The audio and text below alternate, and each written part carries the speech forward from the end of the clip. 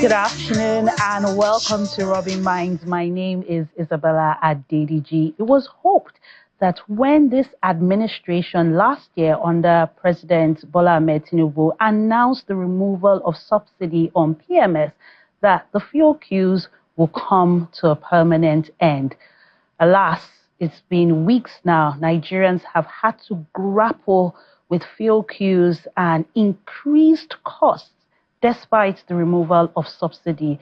A lot of questions are in the air as we now have a refinery making petrol available to Nigerians, refining here in Nigeria. Does this affect the price of petrol? Does it mean we're going to have an end to the queues? A lot of questions. Nigerians need answers as this has affected the cost of transportation, goods and services, amongst record high levels of inflation. To discuss this fuel scarcity, the potential of local refining in Nigeria, and much more, I have with me a policy, research, and development expert in the person of Israel Fawale. Israel, welcome to Rubbin'minds. Yeah, thank you so much, Isabella. Thank you. It's good to be here again. I think the first question I'm going to ask is something that Nigerians tend to ask these days. How much did you buy petrol for, whether it's for your car or for your generator?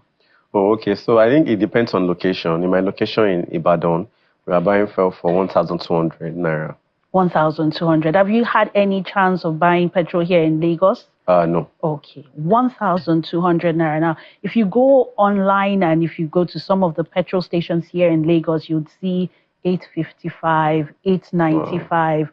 And let's not talk about black markets going as high as 2,000 naira. I think the biggest question is, why do these fuel queues still linger? What's the problem?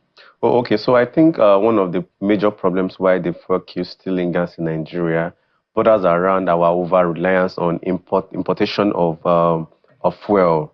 That is one of the reasons why I feel that, the fuel queues is going to continue to linger for a very long time. Another reason I feel there's going to be continuous fuel queues in Nigeria is if the government refuses to invest enough in local refinery capabilities. If we don't have local refinery capabilities, we are going to continue to spend a lot of money importing, fuel,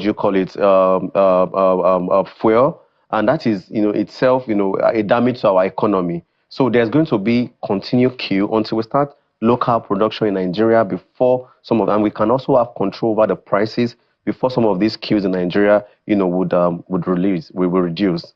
So you're confident that with local refineries, we would have reduced prices. And why is that so when a lot of the transactions still happen in dollars and right now the market is free? So if it is cheaper to import, will marketers still feel a need to buy locally once our refineries are up? Okay, so I feel that, the import cost is a big, amount of money on its own. And when that is no longer there, I feel marketers would not have any excuse for them to give, high prices on fuel, prices in the country. So that's why I feel that once we start refining, fuel that we use within the country, the import cost would reduce. And that would apparently also, impact the prices of fuel in Nigeria. And what are some of the effects of these lingering queues? How does it affect everybody? How does it affect businesses? Because I think it's nice that we're sitting down here and we're saying 1,200, but it seems like Nigerians are just going on and on, like they're just adapting. But what's the long-term effect of this? It's so much, and where do I start from?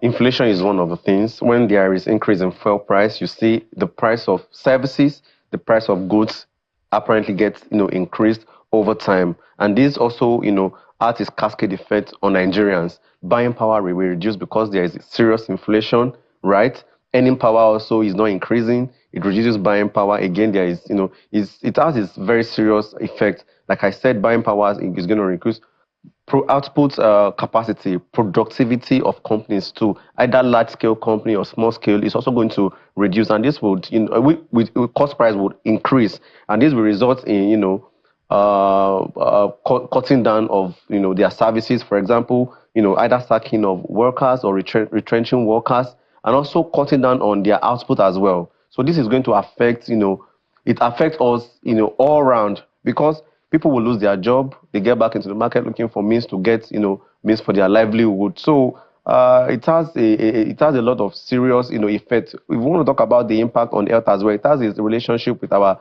what do you call it? So it's a form of social determinant of health, because when people are not earning better and good, the quality of life also reduces, and of course over the time is also telling on the health, and of course there is a relationship between work and health. So these are cascade effect that comes with continuous queues, continuous inflation in fuel prices in Nigeria. Now, earlier on, one of the solutions you said is that local refineries.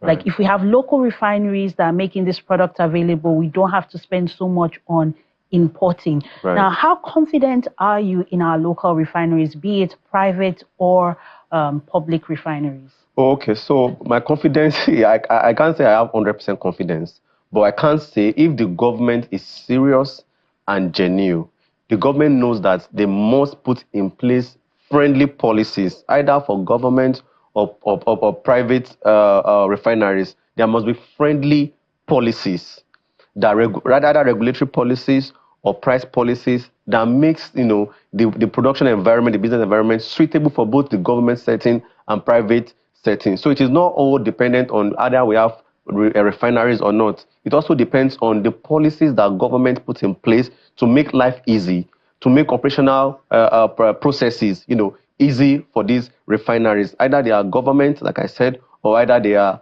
privately owned. What are other solutions beyond the refineries? Because it does take time before the local refineries are able to meet the demand. And we know that we rely on PMS for a lot of things, whether it's powering generators or our cars.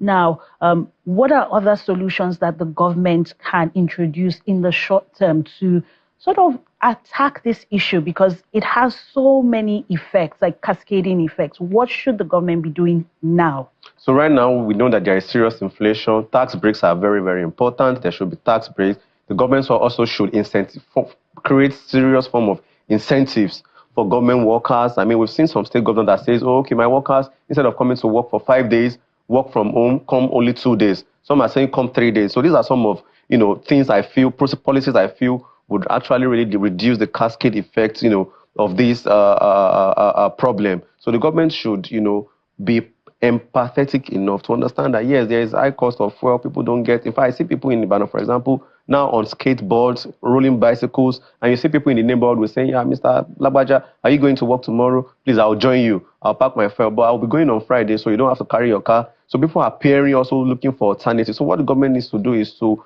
be sensitive to the sensibilities of people. Yeah, giving incentive, tax breaks are very, very important. Periodic incentives are very important that we cannot emphasize in a time like this when there is problems. Incentives such as, food incentive, because this kind of problem that we have also have serious cascade effects on our food security.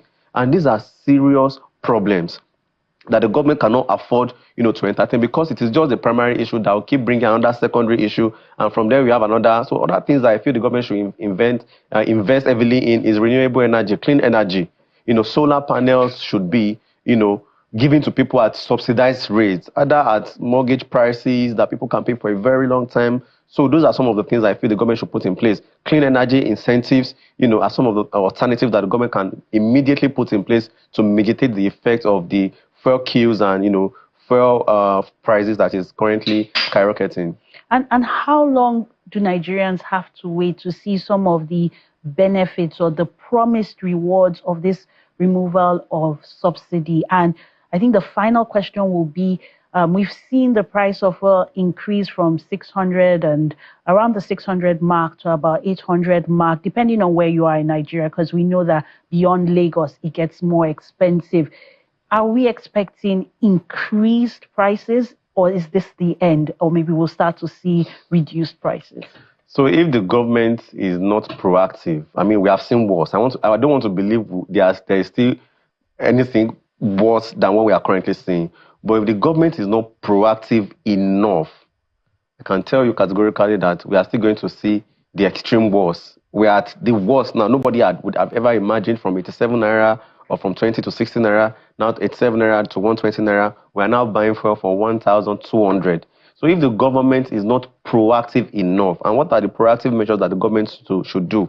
Investing heavily in local refinery capabilities, either for private organizations or public organizations, there would be serious problems. Also, the government must, as a matter of urgency, invest in alternative energy source, for the people. If there are no alternative and we keep, we keep up with our over dependence on, importing of fuel, importation of fuels, there's going to be continuous problems. And of course, if care is not taken, we'll start buying, a liter of fuel for 3,000 naira. Well, we hope that we won't have to buy a liter of fuel for 3,000 naira. That will really skyrocket. Thank you very much, Israel Fawale, policy research and development expert, for your contributions Thank you so much. Here on Rubbin'minds. Thank you so much.